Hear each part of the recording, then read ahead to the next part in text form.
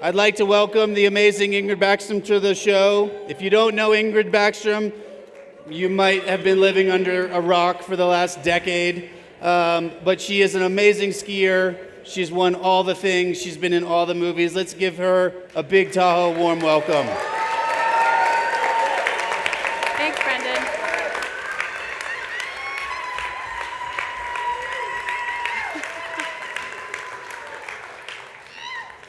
Hi, everyone.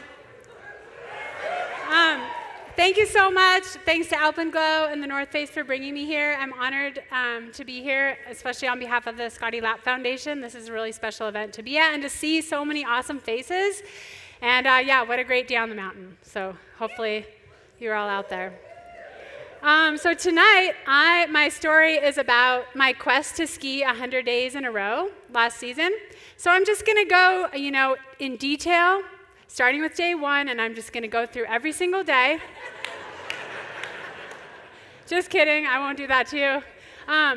But the story does actually start. The impetus for me to do that started in April of 2022. So picture me up in Alaska. I'm on top of a run. I'm really psyched to be there. And I'm filming for the Approach 2 with a bunch of my friends. And someone else is supposed to go first. They switch, they go to me, but I kind of had a plan in my head. I wasn't sure if it was a good plan. I didn't have time to talk about it out loud with anyone, but it was my turn to go. So I dropped in, and you'll see what happened. It's an awesome spine. I thought if the slough's going too hard, I'll just kind of stop. If the slough's going too hard to my right to exit right, I'll just stop underneath the spine. Because there was like a bergschrund and some rocks below, but I stopped, and then I just got hit by a wall of slough and ragdolled down. I pulled my airbag. I was totally okay. I lost a ski. That ski's gone. But I was totally fine. I was just completely demoralized, and I was left wondering how I could make such a rookie mistake after 20 years of being a professional skier.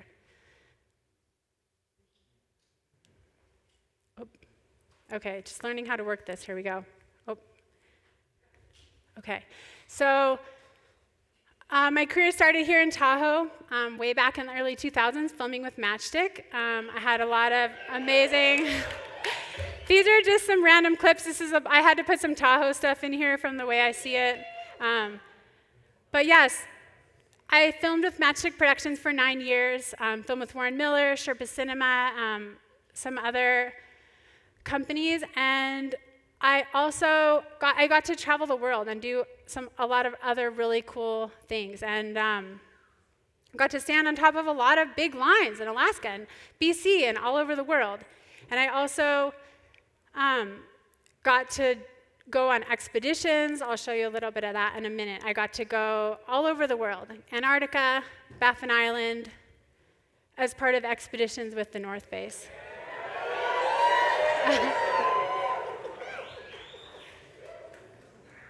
Yeah, so here's Baffin Island. This is 2005. Amazing spot. We were there for 21 days, camped out on the fjords, and we skied, I think, 20 couloirs in 19 days. There I am with Hillary Nelson, Kasha Rigby, myself, and Meg Oster. Many of the lines we skied were first descents. Some of them were second descents, but this is one of our favorite lines that we skied. In 2008, I got to go to Pakistan to try to climb and ski Gasherbrum 2. We didn't make it to the top. It's an 8,000-meter peak, but it was an incredible learning experience and a taste of what high-altitude ski mountaineering was like. This is in China, in the Minyakonka Range. We were able to make the first descent of that peak. You can see kind of in the middle, and the top is called Red Domain. It's a 20,000-foot peak. There's Kasha Rigby, Julio Monego, and myself. And these are Jimmy Chin photos. And yeah, we even got really good skiing off the top of that mountain. So I was able to, for about probably 7 or 8 years, got to travel all around. All I did was the next trip, the next line. I got to go on all these awesome things, and I was really lucky. I had some close calls, but in general, I was healthy, and things were going great. And then this is a trip, I believe it was 2011. We had a great winter in Tahoe. I'd filmed here for 2 months, and then I went to BC with Scott Gaffney and Roy Bushfield to film, and you'll see what happened. Out, we didn't really get too many shots. We just kind of scouted. Then at the end of that day, Ingrid had her skis strapped on the sled wrong, so she was doing a turn in the POW and ripped both her heel pieces out of these new skis that apparently she can't get any of, you know. She takes the next day off, Gaffney and I go out, we get a couple good shots. I missed a Bluebird day off. I got a new pair of skis, got them mounted up, driving to the ski area to test them out, and I crunched my car. So we go out the next day. Second run, Ingrid, it's like, I don't know, 9 in the morning. I see an air that I'm kind of stoked on. I hit it, I crashed really hard.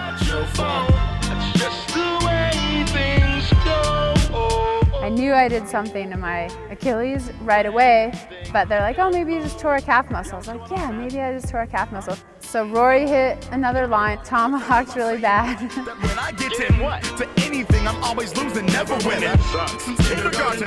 At that point, we knew we just had to get out of there. And on the way back, I ended up having a little bit of sled trouble. Is it impossible to shine in this dark world we live in? I get to Ingrid, and she's hobbled away from her sled like she could barely move, and she's just like, my skis and my that's the first snowmobile I ever bought.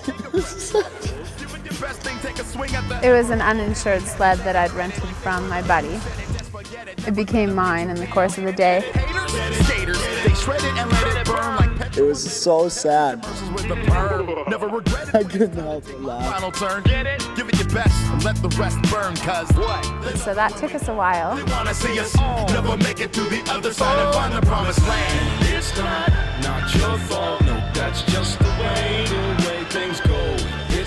By the time I got my boot off, it was pretty clear I didn't have an Achilles tendon, and that was the end of my season. But it was good until that point.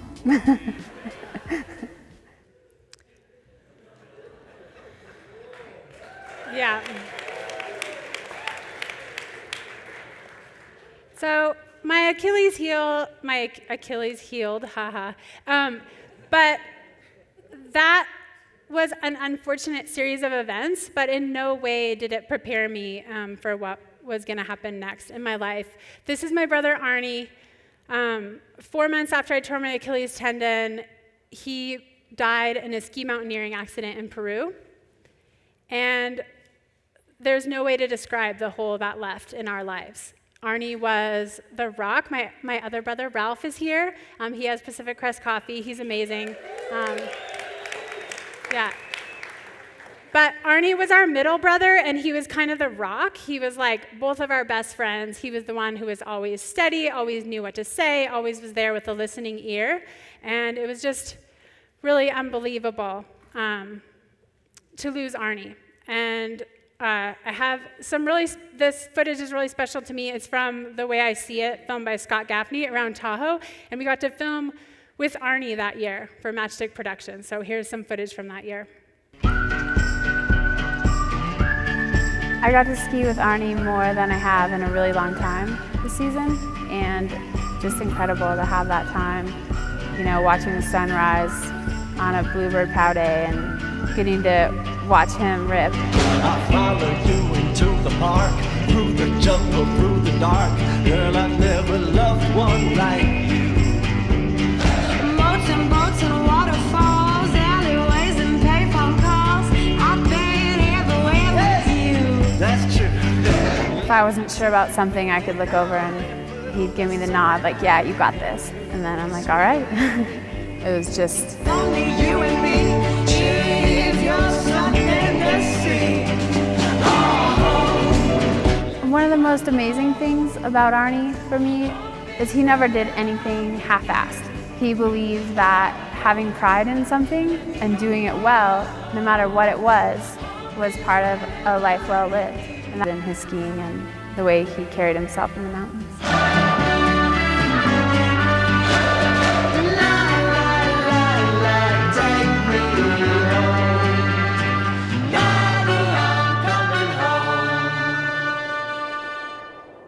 skiing with Arie this season in Tahoe was one of the most precious gifts I could ever imagine, and I'll remember it for the rest of my life. Home is wherever I'm with you. Home. Yes, I am home. Home is when I'm alone with you. Alabama, Arkansas. I get up my car and mountain,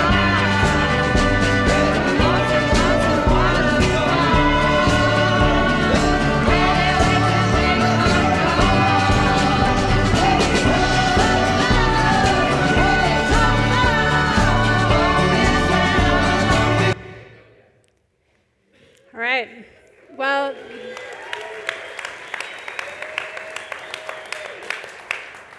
it was really special to have that winter with Arie, and it's also really special to now have that footage to look back on.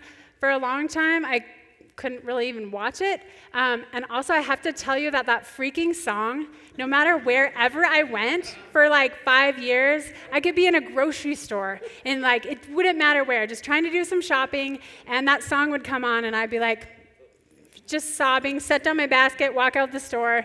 I could be in a taxi in some other country, didn't matter. Edward Sharpe and the Magnetic Zeros would come on. But yeah, now obviously it's a great song. And anyways, I knew after losing Arie that my relationship to skiing had changed, but I didn't know how. I knew I needed to keep skiing. But I also was really aware that it was not just me out there anymore. I think before when I was skiing, I was only thinking of myself and what I could do. But now I was really aware that every single one of my actions out there affected everyone around me. So I still wanted to ski. I filmed the next season, and then I got invited to go to Greenland for a film trip with the Sherpas.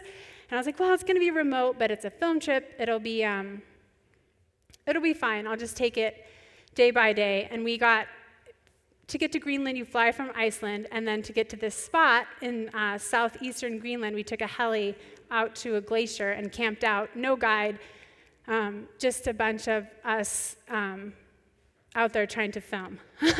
And so I was like, okay, I'll just take it one step at a time. And then here's John Collinson dropping in. I don't know if you can see it. This is like old iPhone footage, you guys. So this was kind of to me like, okay, we're really remote. And this is when I started to think through, it just started to affect the way that I thought about my skiing. It was an incredible trip. I got to ski this couloir, but it just made me aware that every step of the way, I needed to speak up for myself. I needed to make good decisions and make sure that I was trying to look out for those around me. Also that spring, I got invited to go on a trip to Denali, which I was really nervous about going to Denali. I didn't know if that would be a responsible decision, but every single person that I talked to had been there like, oh, it's super easy, you'll be fine, you just walk up, it's no big deal. And the premise of the trip was that there were some older North Face athletes that were there to mentor us, like Conrad Anker, Jim Zellers, Jimmy Chin, Hillary Nelson. And then there was the rookies, Lucas DeBari and Sage Catabriga-Alosa, and then the rest of us were kind of somewhere in the middle. But we had a great team, and again, everyone's like, it'll be easy, it'll be no problem. And then we get there, and they're like, oh, actually, we could just get to sleep for an hour, and then you take these huge packs, and you're gonna skin up, and by the way, we can only travel at night because there's low snow this year, so there's tons of cracks in the glacier. So this is like 12 a.m., going up Denali, and I have to say that I was pretty much terrified the entire time. But I was with some amazing people, and the mountain is one of the most beautiful places I've been, and I just kept thinking of that, take it one step at a time, and I'm in control of every single decision that I make out here. And it was a really good trip for me speaking up, like, hey, we can't put the camp too close to that face because people wanted to put the camp really close to the face. And I was like, they're like, well, if it snows, we'll just move it. I was like, I don't think that's a thing. I don't think you just move a camp after. So people were like, okay, we'll move the camp. And we moved the camp. But it was a good, for me to speak up. And just good learning lessons. And of course, there was Hillary Nelson on that trip. And if ever I was at all freaking out, I would just go talk to Hillary. And she was just such a calm presence and such a beautiful force of nature, and just always knew exactly what to do and what to tell me. And I ended up summiting. It was an incredible trip. I'm so glad I went. But again, it was just that awareness of how I was relating to the mountains personally. There's Hillary again, and Jim Zellers and Sage on our way down off the mountain. That beautiful smile. So, after that year, I was no longer filming with Matchstick. I kind of steered away from the high altitude ski mountaineering, the kind of first descent style stuff that I had been dabbling in. And I got invited on a series of really cool, more like travel trips where we're skiing, but it's to really exotic locations and maybe making a webisode about it. But it wasn't like that A+ Matchstick action, and it also wasn't that super gnarly ski mountaineering. So I got to go, this is in Lofoten Islands in Norway. This is, we climbed and skied Rishiri Island, which is north of Japan. It's part of Japan, amazing spot. This is also in Japan. There's Michelle Parker, she's that tiny little dot in Svalbard. Yeah, crushing it. I got to cross Russia by train. We took the Siberian Railway all the way across Russia, and that went on for several years. And at that point, I had been with my husband for a year, and then we were dating, and then we got married, and we knew it was time. We really wanted to start a family. I was like, I'm done with traversing across Russia. So we decided. I got pregnant with our first daughter, and we had Betty in 2016, and then I decided that I really wanted to continue my ski career.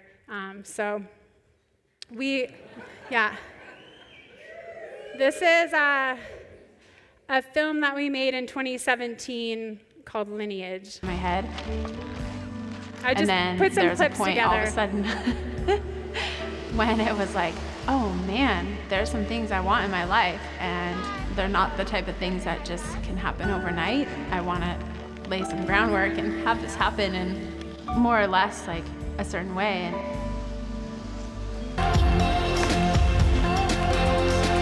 I was really determined that I was going to continue my ski career.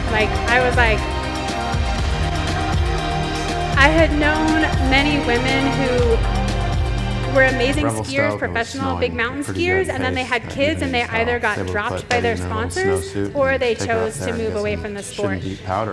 But I wanted to see if I could do both. So this is my attempt. I was like, it'll be easy. We'll just take the baby, we'll take the dog, we'll take my parents, we'll take some filmers. And we went on 6 weeks of road trips around the western US to try to find our top 25 lift access lines. Because I was so determined that I could still ski hard and be a mom. And Betty was 9 it was months old. absolutely We nuts. were on the there were road some for magical 45 moments, days out of the winter, but also and when we it was finished like in March, late she was nights, lots over of a year travel. old. She had her first birthday during the winter. She started walking during that time. She was talking of a storm starting during that time. And we also got to have this amazing trip. Yeah, it was very special, but also it was like most of the time this was our scene. This is like we would get late to a hotel room, super late to some seedy motel, and then my husband would have to unload all the stuff into the thing. I'd be trying to get the baby to sleep. You can see our dog. He's like, I don't know if that... He's like, what the hell are we doing, people? But like trying to nurse and ski and all the gear and everything. It was a pretty hilarious trip. This is the one time she napped in a lodge. The one time. We have a picture of it. That's it. Otherwise, she would only nap when she was in a stroller or in the car moving. But yeah, it was a really fun trip, and it gave me...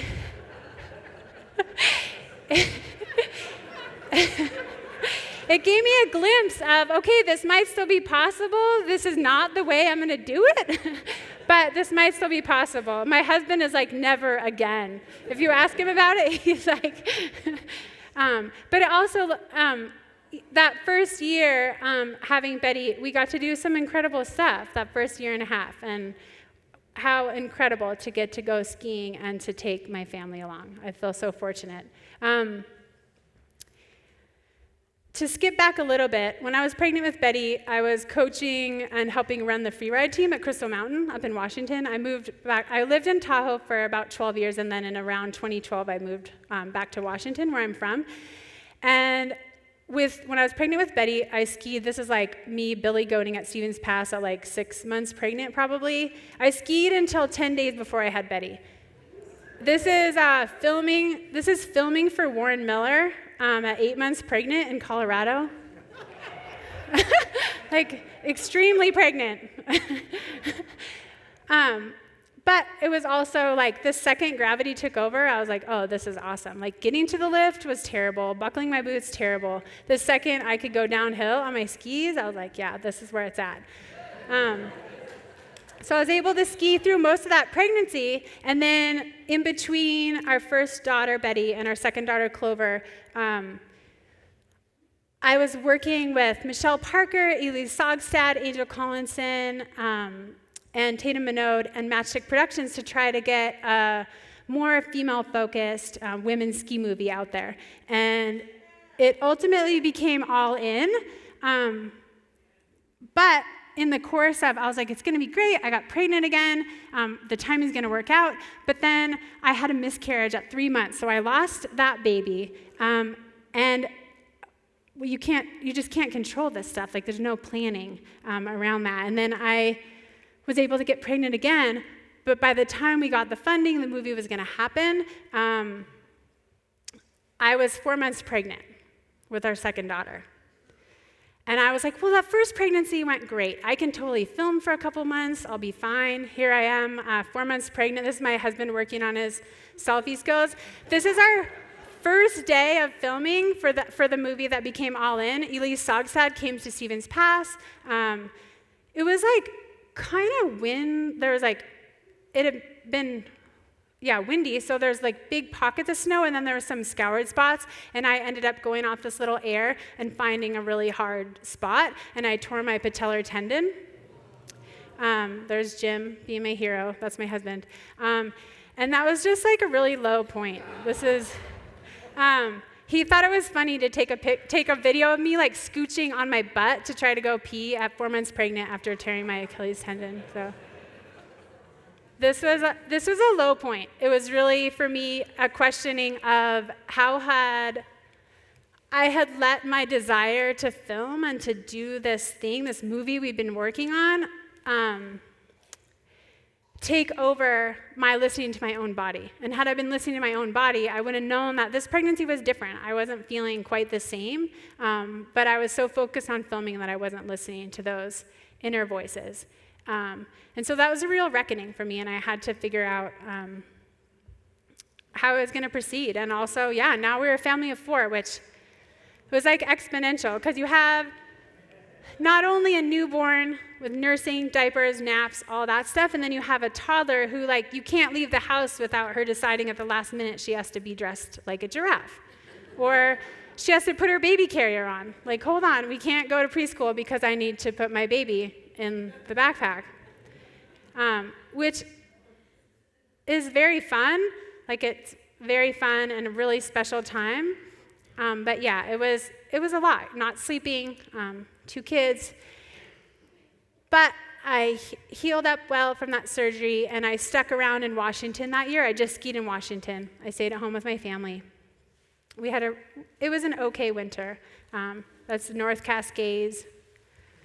But also that winter, I met Ann Cleary. I had met her before, but we started working together, and she's a filmer and a photographer. And we started working on some small projects together. This is a movie that we made, just kind of, we were remodeling our house, living in this double wide, and just with 2 little kids, and it was us deciding we wanted to make a movie together. We were tired of waiting around for a project to come to us, so we made these little projects in the meantime, and we started work on what would be the first approach movie that we made together. And I think also during that time, I was skiing, but I had a lot of responsibilities and priorities with regards to family and home life and work and all the stuff that comes along with it. So it was easier to start putting skiing on the back burner. Even though it was my job, it's my passion, it was easier to just like, oh, if the skiing's not good, I'll stay home and be here with the kids. And it's easy to do that. It's like, oh, I can just work today, I can get a bunch of stuff done, and I'll be there to pick up the kids. But then when I picked up the kids, I was like grouchy. Or I could go skiing and blow off some responsibilities and have someone else pick up the kids and come home, and then when I see them, I was really happy to see them and happy to hang out with them. But I wasn't really recognizing that pattern at all in myself. I just knew that something was off. We were having a great time. But yeah, we worked towards getting the approach movie going, and in 2021, I ended up going to Alaska for the first approach. And this is the first time I'd been back to Alaska in probably 10 years. Once I stopped filming for Matchstick, I hadn't been up there. And I figured this trip would be a really good trip to I was like, well, I can take a back seat, I can help guide. Nobody that I went up there with had any experience in Alaska, so I could kind of help. I chose the last line every time. We had an awesome trip, and everything worked out. And I skied some fun lines, but I never really got on anything big or of consequence. And so I felt like that was a good, I was working my way back up. So for the approach 2, which is the one that you saw at the beginning when I crashed, we were all set to go back to Alaska in April 2022. And I was sitting down on the plane to fly up there, and my husband texts me, oh, Buddy bit our neighbor. And so our dog had bit our neighbor, which was kind of his last straw. He was kind of a rascal. He was like a really good dog for us, but he was unsafe if you were not in our family. And he'd had a couple of bad calls, but he was like the best dog. We had him for 7 years. We got him when he was 1. He was a rescue dog. He was so sweet with our kids. He was like my furry love of my life. So I went to Alaska, and the whole time I was on the phone trying to like find him a place to live, find him a home. And so I didn't maybe anticipate how much my mental state was affected by that. But anyways, we got to Alaska. I had that crash. And I had to call my husband like, oh, I crashed and pulled my airbag. And he's like, what are you doing? So I really had to think like, should I still be doing this? And I knew that I still loved skiing. I had had all these years of, amazing skiing, amazing trips. But I wondered what was different now. And it was pretty obvious after a while of thinking about it that when I lived here in the valley, 2 minutes from KT, I ate, slept, and breathed skiing. Like it was all I did. And I had let other priorities take over as I wanted to and as I should, but I wanted to figure out a way to bring skiing back more into my life and to see if that NAR switch was still in there, to see if that deep connection still existed somewhere, and maybe how I could kind of reconcile with it these days. Like, what did that look like in my life? So that was really the impetus to ski 100 days in a row. So this is 1st of January, last year, January 1st, 2023, and this was gonna be my first day of skiing 100 days in a row. We got a lot of snow in December. I live in Leavenworth, Washington. I ski most often at Stevens Pass, which is about 35 minutes up the road. We got a lot of snow. I'd skied several days, and then I was so nervous about starting this project. I didn't know if my body would hold up. I didn't know if my mind would hold up. I didn't know logistically how that would be for our family. But January 1st, we went up to Stevens Pass with the whole family. We skied a couple runs. My husband took the kids, and he's like, go for a hike. I went for a little hike, and I dropped in. I was like, oh yeah, I think this is gonna be a good winter. I think the 100 days thing might be a good idea. That was the first day. And then the rest of January, we kind of had a lot of different conditions. I was so psyched to be out. And then we had it's Washington, so we have a lot of different conditions. You know what? Everybody loves skiing in the sunshine because, like, the snow's all soft and stuff. But you know when else the snow's soft? When it's raining. Yeah. I did a lot of skiing in the rain. My secret weapon, my kind of ace in the hole of this whole thing, was that we have a local ski area with 2 rope tows that's about 8 minutes from our house. It's called Leavenworth Ski Club. And the rope tows are seriously, they're like 5'9". Yeah. They're like 5'9" rope tows. Like, it's like, yeah. Like, this is also, I have to show you that we have ski jumps. There's ski jumps here, and this is a local girl. Her name's Abby. She's 12 years old, and she stands at the top of the ski jump, and she goes, feel the rhythm, feel the rhyme. Come on, Abby, it's ski jump time. You can kind of hear her a little bit, but I just have to show, because this is our local ski hill.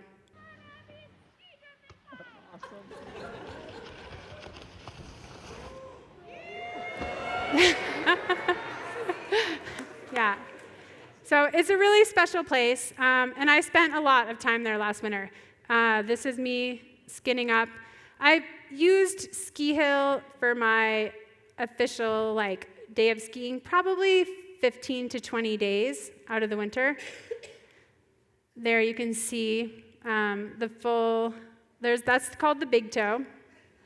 And it's you can see all 320 vertical feet of it. My personal criteria for a day of skiing was, if I was hiking, it was 640 vertical feet, so 2 times up and down Ski Hill. If I was riding the rope tow,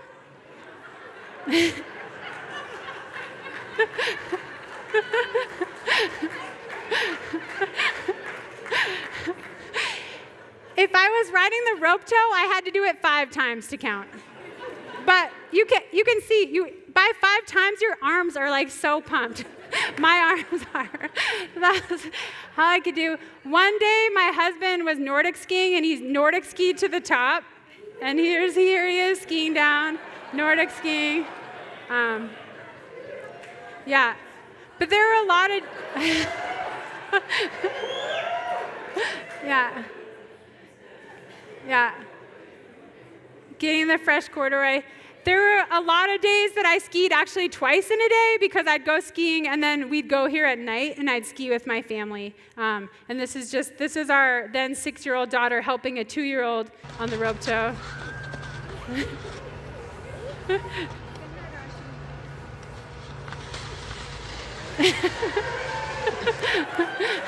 So, you're all welcome to come. Just let me know. I can get you tickets. But besides night skiing at Ski Hill and Stevens Pass, I did have some early mornings. Day 50. It's not even 4 o'clock yet. I got up at 3:30. We were going to Alaska as a family. My kids had winter break, and I happened to have a film trip up to Alaska. And I already had the hotel and the rental car paid for, so I was like, oh yeah, we can get them tickets on Miles. We'll all go up there. And that was me I've never been so excited to get up at 3:30 in the morning to go to the airport, because I knew I was going skiing first. And that was the thing that started to set in by about day 50, is it really became a game, and it turned skiing into just a super playful thing every day of how am I going to get my skiing in? So that was really fun. On our way back from Alaska, from the airport, we get on super late, or whatever. It was 9 o'clock. We drive over Stevens Pass, and my husband has to sit in the car with the kids while I get my skis and go out and night ski at Stevens. So it was awesome for me, maybe not as awesome for my husband. But yeah, just trying to get those days in was really fun. That trip to Alaska, that was just the beginning and end of. I got to go film with my friend Anna Sowens, who's an amazing sit skier. We went to CPG in Girdwood, Alaska, and the snow was it looks good, but you can hear it, you can see my skis chattering. I was like, the skiing looked good from afar, but on a lot of the higher up slopes it had been pretty windblown, so it wasn't great, but we had an awesome trip, and it was just really good for me to kind of build my confidence back up and know that, okay, I can do this. I do belong in these mountains, and I can, again, make those decisions one at a time. And we did get on some fun stuff lower down, which you never get to ski lower down in Alaska, so it was really fun to get on some of that lower down terrain. And then I'd be out filming, and my husband and the girls would be skiing at Alyeska, which was really cool. We also got several days there together as a family. Just really cool to be able to travel with them. Next up, I went to Mount Baker. I was doing my Arie Pro, it's a professional avalanche certification. So I was staying at a lodge on Mount Baker for 5 days. We were doing snow science all day, digging pits. 2 of the days we were able to ski enough during the course that counted for my vertical, but the other 3 or 4 days of the course, I was would finish up at 6 o'clock at night and go out with my headlamp and go get my vertical at night. And it just became such a fun, silly adventure of skiing. After that, I went up to Canada to meet up with the approach crew. Again, just picking really mellow but fun lines and just kind of connecting with the fun side of skiing for myself. And then, of course, the person that makes this all possible for me to travel is my husband, Jim. He does construction. He has his own business, so he's able to take off work if I'm gone or traveling or skiing. But he's really what makes it happen. I hate leaving my family. I love going skiing. It's really hard to leave them when I do. But also, when I leave, I swear he turns into Pinterest dad. And he does not cook when I'm there, but then I'm gone. He's like, look what I made. I made taco cups. And then he made a tofu banh mi one night. I'm like, who are you? I don't even know who you are. But he also sends me really great updates, and he makes sure that I feel connected. I learned how to jump rope with this jump rope Dad found. I might mess up a few times, but I know I will get it. I can go pretty fast. I'm gonna have a few mess ups, so it might take.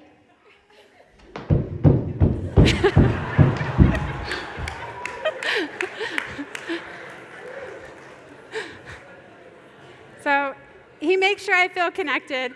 My parents, Steve and Betsy Backstrom, are another amazing component of how I'm able to do this and still have a ski career. This is my dad last year, another one of the trips I was gone. I totally missed this, but he's 75, and he did this last season. He decided to do a pond skim in his backyard.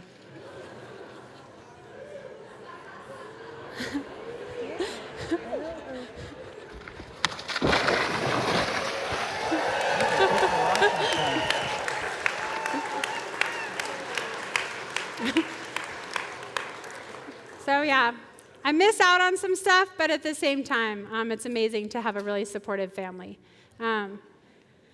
So I had a series of trips, and then you'll see this is day 69, and the wheels started coming off a little bit. Here I am, going evening skiing. So tired. Just got back from Whistler late last night, and then before that I did my Arie Pro. Before that we were in Alaska. So yeah, I'm quite tired, but yeah, get to ski today. I'm gonna go to the ski hill, make a couple laps. Hey, Betty. Betty, I made a chair. You wanna come? Oh right, yeah, nobody wants to come. Nobody wants to come. I don't think you asked anyone. I didn't ask anyone to come. Day 69 and no one's coming. What's going on?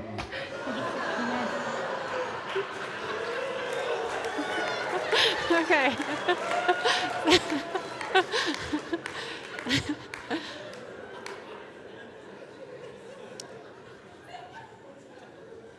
The good news was that after that, the skiing got really good at Stevens. Mid-March last year was epic at Stevens Pass. We had a lot of, You can kind of see the terrain there. You go for a little hike, and then there's these really long chutes. Lots of trees, lots of billy goating. You can't totally do laps like you can here at KT. You always have to take a couple lifts. But the terrain is amazing. The skiing's really fun. And mid-March last year was really fun. Also, at one point, I got Michelle Parker up there. She came and skied with me. Here she is. Woo! Yeah! Oh, too good. So I just had a lot of really fun days. This is one of my ski partners, Suzanne, that I ski with a lot at Stevens Pass. We had just such a special thing to have friends to ski with every day. My friend Vasu shredding at Stevens Pass. Here's my mom. Ripping. And it was just really great to have, we had a pretty good winter last year, so I got to explore new zones, and just being up there every day, I got to be a lot more familiar with the mountain. The first couple months last year of the season, we didn't have great childcare solution for our then 4-year-old, so my husband was with her a lot, but then the days that he did come out, he loves to get the super slow-mo iPhone shots. But the days that we did come out, we got to ski together was really special. Just more Stevens Pass.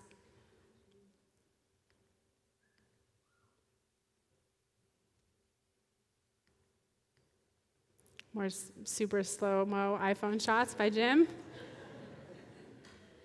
And you can see the terrain there is quite different to here, but it's really fun. Towards the end of March, it was time for me to go back to Alaska. That was, kind of the impetus to this whole project was me feeling good, standing on a line there. But me before a trip, leaving is usually supposed to be packing, supposed to be leaving for the airport, and instead I'm surrounded by stuffies and snuggling my kids. But we got to Alaska. We arrived in Juneau. We were on our way to Haines. This is my friend Ann Cleary. We got to Juneau, and the plan was to get to Haines and ski there. That was how I was going to get my skiing in that day, but our flight kept getting delayed, and I was like, what are we going to do? So I said, okay, I'm calling an Uber, and we're going to Eagle Crest. There's a ski area in Juneau, so we went to Eagle Crest. Day 78, we're at Eagle Crest. I'm along for the ride. She's so psyched about it too. It's raining. Em loves me right now. I made her take an Uber from the airport for hopefully we're actually going to get quite a bit of skiing here in the rain. I had a lot of friends who were really awesome and skied with me when it was less than awesome. We missed our flight because it turns out you can't find a taxi or an Uber to come get you at Eagle Crest once you get there. But the flight ended up they didn't go anyway, so it was fine. We got to the airport, they're like, you missed your flight. And they were like, actually, we're not going to go anyway. So that was really good, and would have been so mad at me. But we got to Alaska, and we had several down days, but I wanted to ski every day. So this is kind of a little montage of what the skiing was like in Alaska. From the valley floor, it was 4 feet deep of isometric mush to the ground. But I had a lot of awesome friends to ski with, and we had a blast. And before I show this video, I have to let you know that a PBBJ is a peanut butter, and jelly sandwich.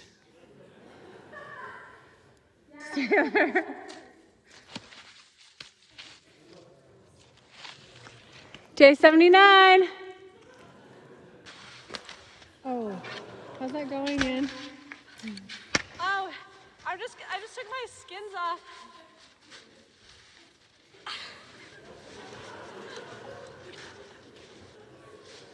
All right, I'm out of the hole.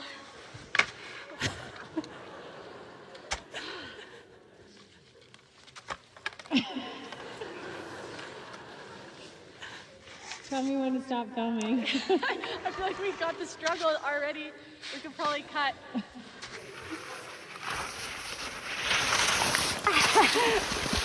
No goggles. That was great. Yeah, right?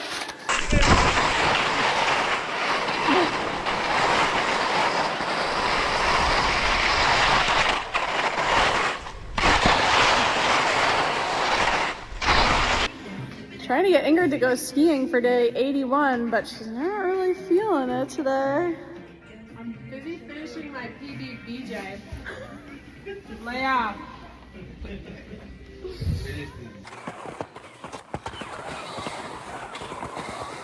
Out in the forest with some dogs. Day 82. This is one of those moments that make this whole thing what it's all about for me. Is if I didn't have a goal to ski 100 days in a row, I would not be up here on today. The skiing's absolutely horrible. The snow's bad. I was feeling pretty tired this morning, but because I have this goal, I got out here. The dogs came with, and now I just am feeling incredible moments of joy in the forest.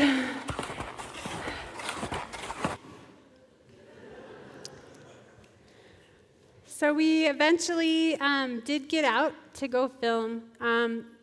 Sometimes I've been on trips to Alaska where everything works out, and sometimes I've gone and for whatever reason things just don't work out that great, and this was one of those. We did get on some fun lines, we got some fun skiing, but really not much, like a tiny bit. And some of it was our fault, mistakes that we made, and some of it was just, weird politics and budget and time and weather and whatnot.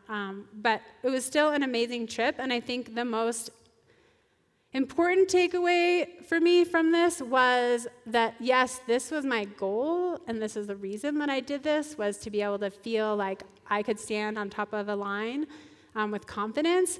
And I never maybe got to stand on that line, but I do know that, at least that season, but I do know after skiing 100 days in a row that that is still in me. And I also know that that's maybe not necessarily the most important thing for me these days. I have a lot of other important things about skiing. Some of it's like skiing terrible snow. Even when you've taken a helicopter up there and this is what you're skiing down.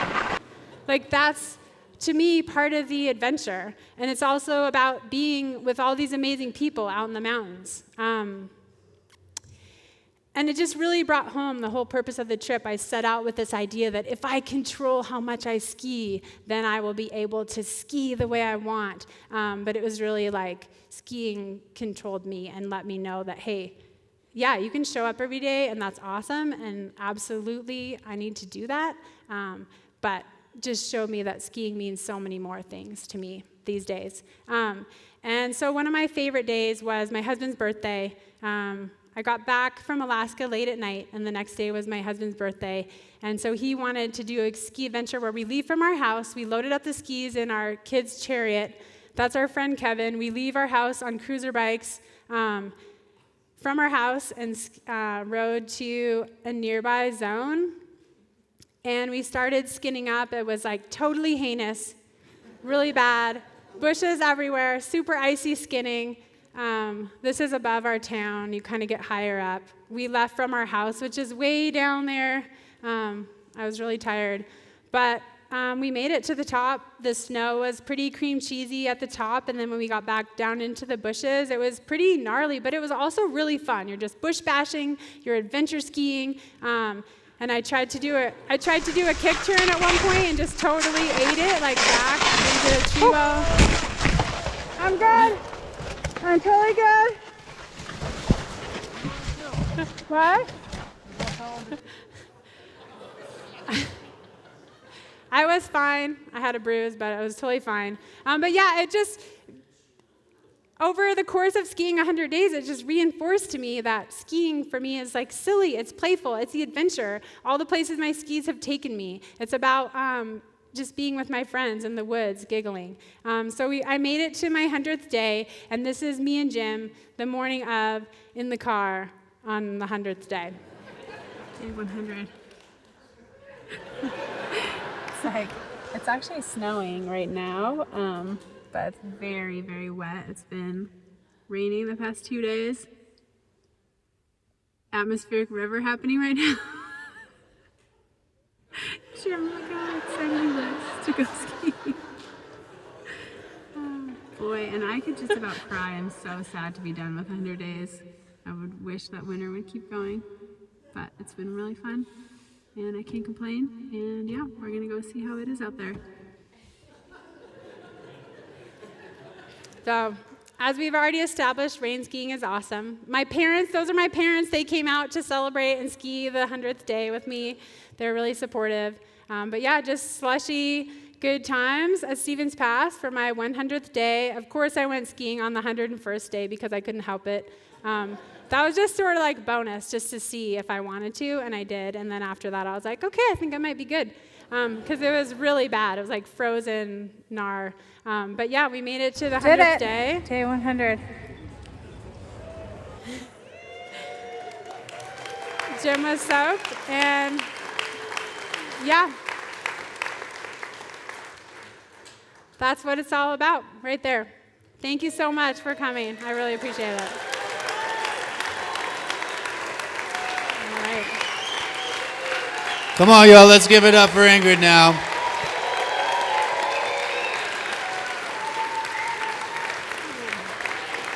Thanks. Thank you.